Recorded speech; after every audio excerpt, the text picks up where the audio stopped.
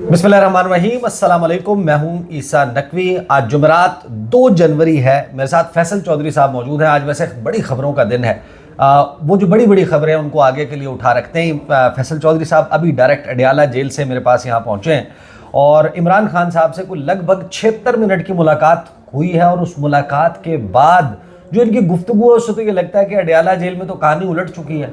Confidence Imran Khan का उरूज पर नजर आता है। तहरीक इंसाफ के लोग ये किस बुनियाद के ऊपर बातें कर रहे हैं, इस 76 मिनट की मुलाकात में क्या हुआ, फैसल चौधरी साहब से पूछेंगे और इनको ज़रा ये भी सुनवाएंगे कि मुस्लिम लीग नून के लोग जिस एंग्जाइटी का, जिस फियर का इजहार कर रहे हैं उसकी क्या मुमकिन वजह हो सकती है। तहरीक इंसाफ के कैंप में इस वक्त क्या चल रहा है। मैं पहले फैसल चौधरी साहब से सवाल करने से पहले ना तो मैं आपको बताता हूँ कि जैसे ये बाहर निकले ना, बाहर निकलने के बाद आपको पता है कि मीडिया मौजूद होता है, वहाँ पर ये रेगुलरली टॉक करते हैं। वहाँ पर जो गुफ्तगू हुई वो इस वक्त फ्लैश हो रही है पूरे पाकिस्तान की मीडिया स्क्रीन्स पर, तमाम वेबसाइट्स पर आप जाएँ, वहाँ पर खबर ये चल रही है कि इमरान खान को बनी गाला मुंतकली की पेशकश की गई। फैसल चौधरी का दावा। अच्छा, ये बात तो पहले भी आई हुई थी, लेकिन एक और बात की है इन्होंने दरमियान में। अडियाला जेल के बाहर मीडिया से गुफ्तगू करते हुए फैसल चौधरी का कहना था, तोशा खाना 2 झूठे केसेस की सीरीज में से एक केस है। बानी पीटीआई के खिलाफ पहले 4 फैसलों जैसा फैसला ही 190 मिलियन पाउंड केस का रेफरेंस का भी होगा। फैसल चौधरी ने बताया कि इमरान खान ने साबिक वज़ीर आला गिलगित बल्तिस्तान खालिद खुर्शीद की सज़ा की मजम्मत करते हुए कहा कि पीटीआई का वक्त आ चुका है और कोई ताकत इसको रोक नहीं सकती। अच्छा, बाकी बातें भी की हैं, वो बातें मैं डायरेक्टली पूछूंगा, लेकिन पीटीआई का वक्त आ चुका है, कोई ताकत इसको नहीं रोक सकती, एग्जैक्ट क्या अल्फाज थे, ये क्या बात की है खान साहब ने? देखिए ईसा, अंग्रेज़ी में कहते हैं कि no force can stop the idea whose time has come. Tehreek Insaf एक ऐसा नज़रिया है, एक ऐसी ताकतवर नज़रिया है जिसका टाइम आ गया है और कोई भी ताकत उसको रोक नहीं पा रही। आप देख रहे हैं पिछले 2-2.5 सालों से जिस तरह से पीटीआई के ख़िलाफ़ एक रियासती जबर का मुजाहरा किया गया, जिस तरह से पीटीआई टारगेट हुई, हमारे कारकुनान, हमारे रहनुमा, हमारी लीडरशिप, हमारे टॉप लीडरशिप, इसके बावजूद पीटीआई अपने कदमों पे खड़ी है। सही। और बिल्कुल भरपूर तरीके से खड़ी है। आज भी जेल से इमरान खान जब कॉल देता है तो पूरा मुल्क हिल जाता है। लोग उसकी कॉल का इंतज़ार करते हैं, लोग उसके बयान का इंतज़ार करते हैं। और आज भी हुकूमत जो है लर्ज़ा बरामदम है कि इमरान खान की कोई फ़िल्म ना चले, कोई तस्वीर ना आ जाए, कोई बयान ना आ जाए। ये सारे जो ख़तरात हैं आपको इस बात का अंदिया देते हैं कि पीटीआई का वक्त आ गया है। और मैं अपने दोस्तों को, अपने कारकुनान को ये बता रहा हूँ कि मेरा इमरान खान साहब बहुत हाई स्पिरिट में है, बहुत वलवले में हैं। ना वो झुके हैं, ना वो झुकने वालों में से हैं, ना हिम्मत हारे हैं। अब हमने सब ने यकसू होकर उनकी रिहाई के ऊपर फोकस करना है। अच्छा, मैं वीडियो को चंद सेकंड के लिए पॉज कर रहा हूँ। अजान शुरू हो चुकी है। अजान के फ़ौरन बाद हम यहीं से गुफ्तगू जो है वो शुरू करते हैं। अच्छा, तो फैसल चौधरी साहब ये बताएं कि आप कह रहे हैं, ये तो चले आप एक्सप्लेन कर रहे हैं ना कि अंग्रेज़ी में ये कहते हैं तो पीटीआई इस वक्त से गुजरी, ऐसे गुजरी, लेकिन इमरान खान ने किन अल्फाज में, जब इमरान खान का ये कॉन्फिडेंस कहाँ से आ रहा है, क्यों, किस बुनियाद पे? ग्राउंड रियलिटी ये है कि इमरान खान की इस वक्त एक विजिबल लड़ाई है इदारों की क़यादत के साथ, मौजूदा हुकूमत में शामिल तमाम सियासी जमातों के सरबराहान के साथ, पूरी वफाकी काबीना में बैठे हुए बड़े बड़े स्टॉलवर्ड्स लीडर्स। वो फॉर्म 45 के 47 के अलग बहस है, लेकिन वो इख्तियार में तो वो बैठे हुए हैं ना। तो वो सारे के सारे आपकी ब्यूरोक्रेसी, मीडिया, स्टेट मशीनरी, हर कोई ख़िलाफ़ है। और आप ये कहें कि जनाब पीटीआई का वक्त आ गया है, कोई ताकत नहीं रोक सकती, ये कॉन्फिडेंस कहाँ से आ रहा है? इमरान खान तो अक्ल अल्लाह करने वाले बंदे हैं। ये सारी चीज़ें जिनका आपने नाम लिया है, हाँ, अल्लाह से ताकतवर तो नहीं है। पिच को ग्राउंड रियलिटीज़ भी तो बदली हैं। बनीगाला में जो ऑफ़र आई है शिफ्ट करवाने की, अच्छा, ये कहाँ से आई? कहाँ से आई है ये नहीं बता सकता, किसने दी ये भी नहीं बताऊंगा। वक्त नहीं आया, वक्त आएगा तो बताऊंगा। लेकिन आई है और बड़ी सॉलिड है। अच्छा।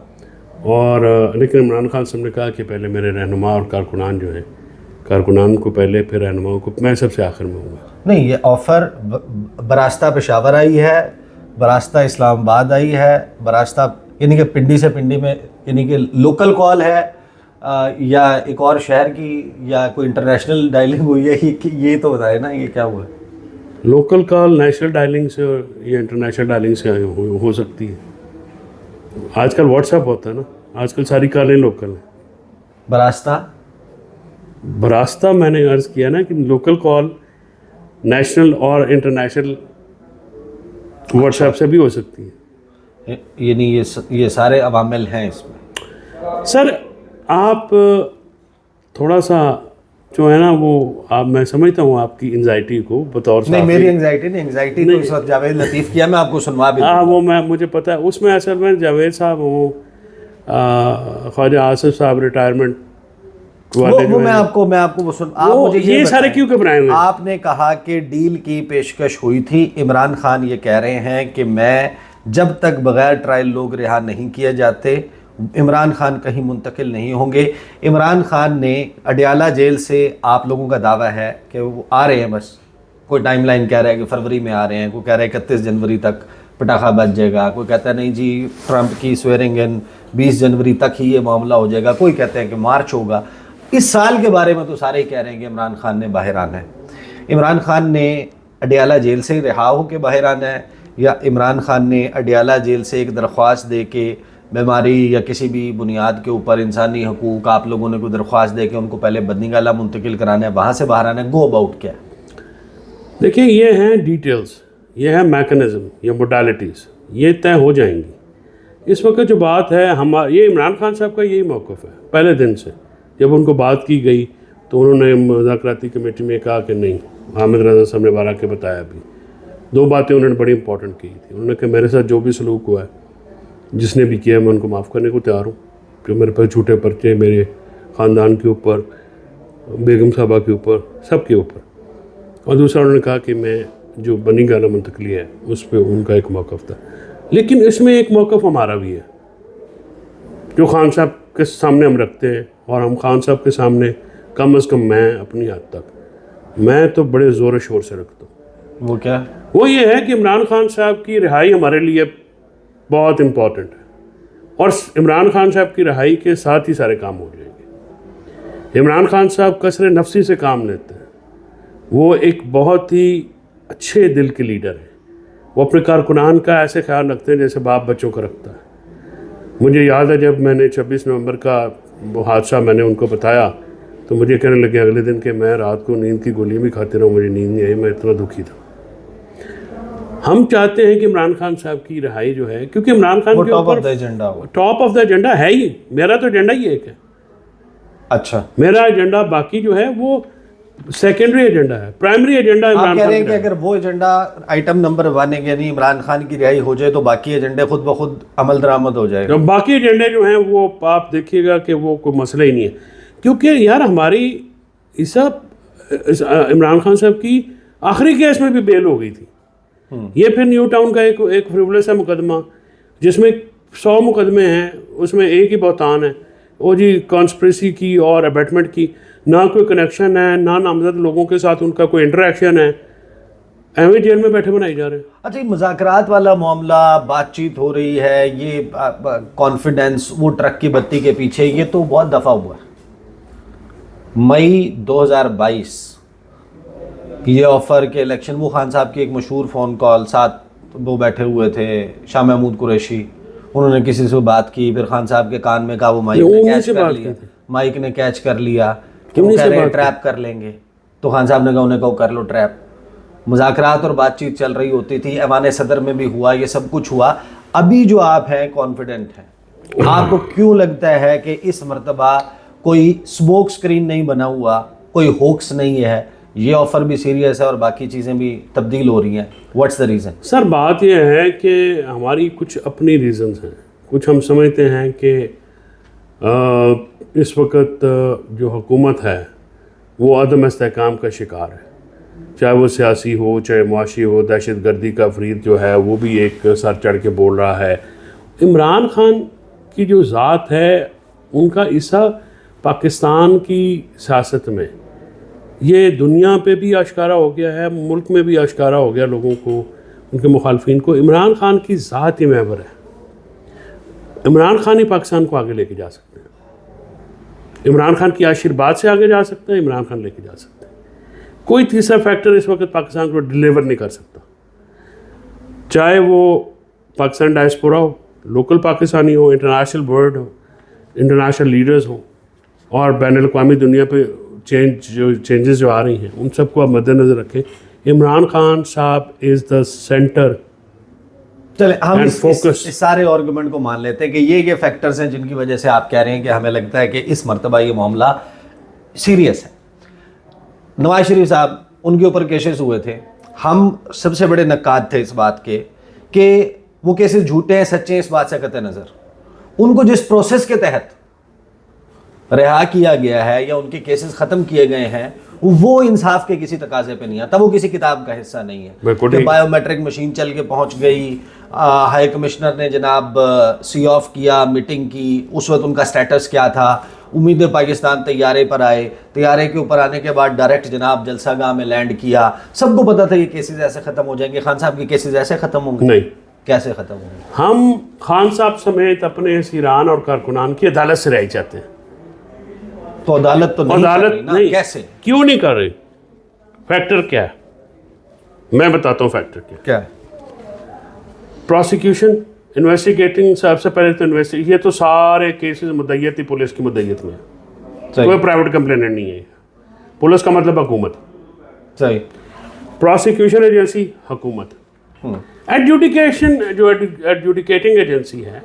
अब देखिए मुज़ाकरात हो किस बात पे रहे हैं, आप तफ्तीशकारों के ऊपर, आप प्रोसिक्यूशन के ऊपर और अदालतों के ऊपर बेजा दबाव हटाएं ताकि हमें आइन और कानून के मुताबिक ट्रीट किया जा सके। हमारे ख़िलाफ़ जो केसेस हैं वो एक हफ्ते 10 दिन की मार हैं। आप जो दबाव है जो क्रिएट किया हुआ है, आर्टिफिशियल दबाव जो हमारे ख़िलाफ़ इस्तेमाल हो रहा है, जिस तरह देखिए ना अमेरिका में चेंज आया बाइडन के जाने के बाद, जो मुखासमाना रवैया था बाइडन एडमिनिस्ट्रेशन का ट्रंप एडमिनिस्ट्रेशन से, वो नहीं आ रहा। हम चाहते हैं कि आप हमें आइन और कानून के मुताबिक ट्रीट करें। हमारी बेलें बनती हैं, सही। आप हमें बेल्स दे के ट्रायल करना है, ट्रायल हम फेस कर लेंगे, सारे फेस कर लेंगे। आप हमें जब केसेस ख़त्म होते हैं फ्रिवलेस मुकदमों में फंसा देते हैं।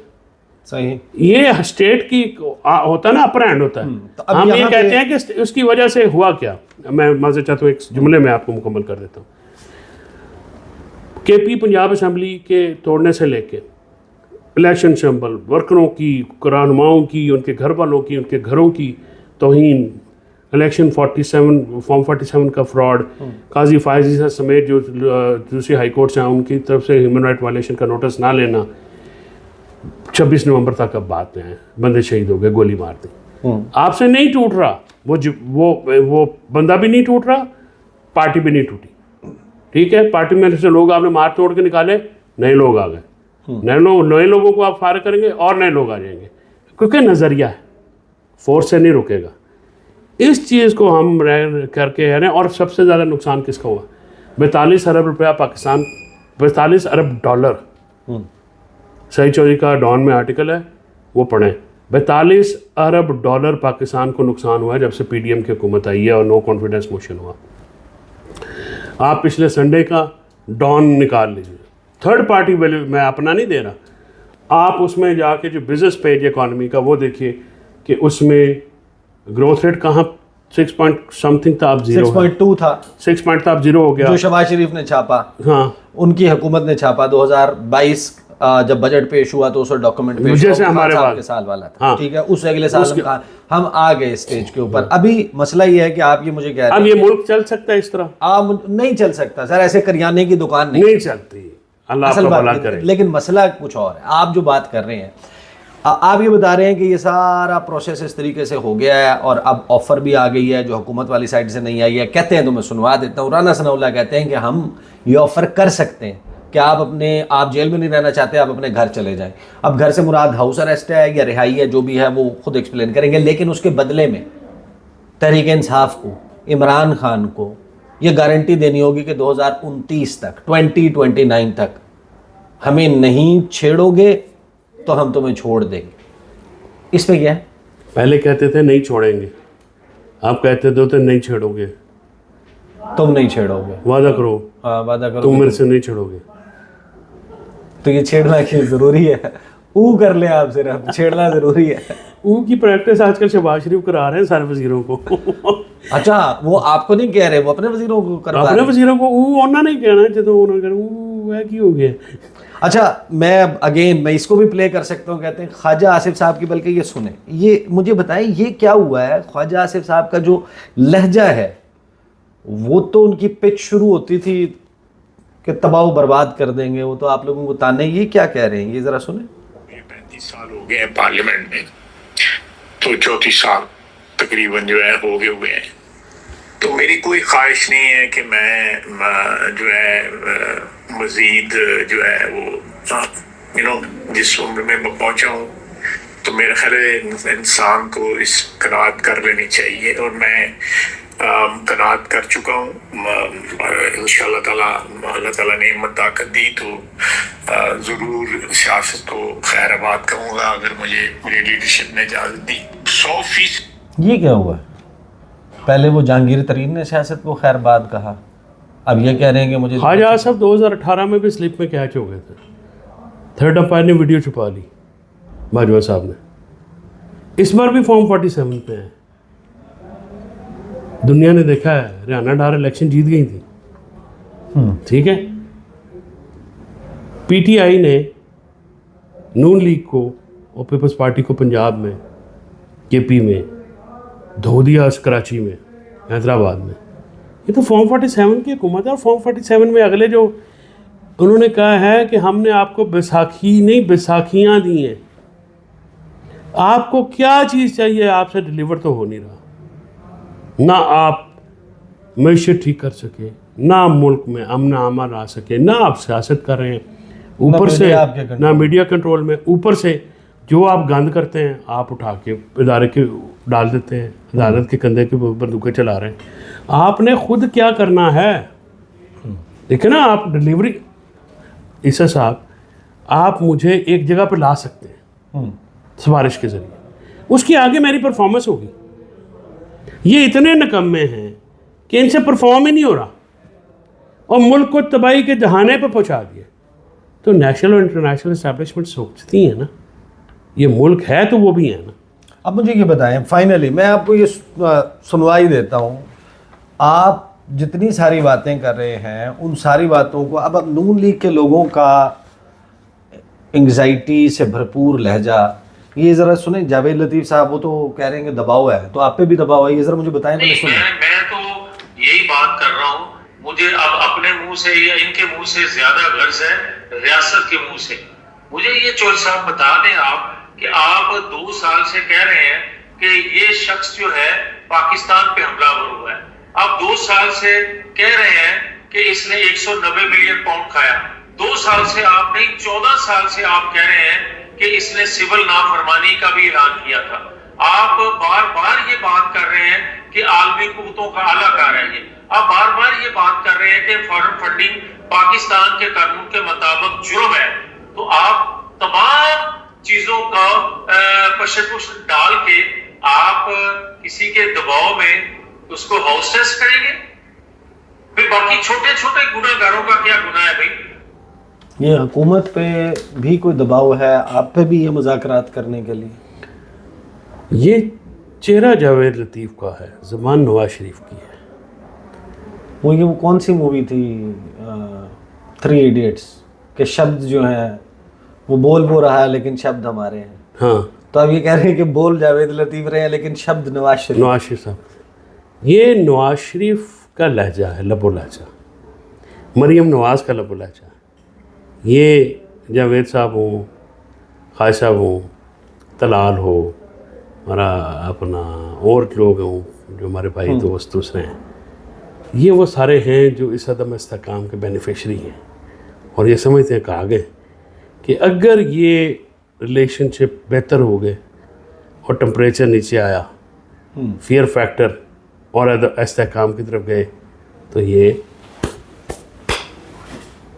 इन्होंने ऊ करने की भी ताकत नहीं है इनमें। यानी दास्तान खत्म होने खत्म होने वाली है। तो मैं आपको मेरी बता रहा आखिरी हूँ। मोहब्बत हो। नहीं, शेर तुम तो मेरी पूरा मोह- शेर तो हाँ, पूरा यही है ना, यही है। कि दास्तान खत्म होने वाली है, तुम मेरी आखिरी मोहब्बत हो। और हर आशिक ने नई मशूक को यही सुनाना होता है। अच्छा, तजुर्बा है आपका। भारत देखिए जी, इस वक्त मैं सियासी तनाज़ुर में बात कर रहा हूँ। बज़ाहिर जो है वो ज़ाहिर है कि जो भी मामलात चल रहे हों हम देखते रहते हैं। तहरीक इंसाफ का कॉन्फिडेंस ऊपर नीचे होता रहा है, लेकिन इस वक्त मेरा ख्याल है कि जो ये स्टेटमेंट्स हैं और ये सारा सिचुएशन क्रिएट हुई है, बैनुल-अक़वामी मंजरनामा भी जहन में रखें, मौजूदा मुल्की हालात, हुकूमत जिसको ग्रिप कर लेना चाहिए था वो नहीं कर पाई। शहबाज शरीफ साहब जो हैं उनको वज़ीर-ए-आज़म से ज़्यादा लोग जो है वो एंटरटेनमेंट के तौर पे दे। Whatever the factors are, अभी ये चीज़ें तब्दील भी हो सकती हैं, दूसरी तरफ ऐसे थोड़ी सरेंडर कर जाएगी। बड़े बड़े स्टेक्स हैं, बहुत सारे लोग हैं, वो पता नहीं रह पाएंगे पाकिस्तान में कि नहीं। अगर ये हालात जो हैं वो तब्दील होते हैं तो ज़ाहिर है कि ज़ोर तो वहाँ से भरपूर लगेगा। और इस लड़ाई के आखिरी एपिसोड में बड़े ही दिलचस्प मराहिल आने हैं, उस पर गुफ्तगू का सिलसिला जारी रहेगा। और अडियाला जेल का अहवाल, फैसल चौधरी साहब की ज़बानी और इनके ख़ास ज़बरदस्त किस्म के वो जो रेडियो पे बोलने वाली आवाज़ें, वो जो लहजा होता है ना, उसमें वो आपके सामने रखते रहेंगे। अब तक के लिए इतना ही, इजाज़त दीजिए, अल्लाह हाफ़िज़।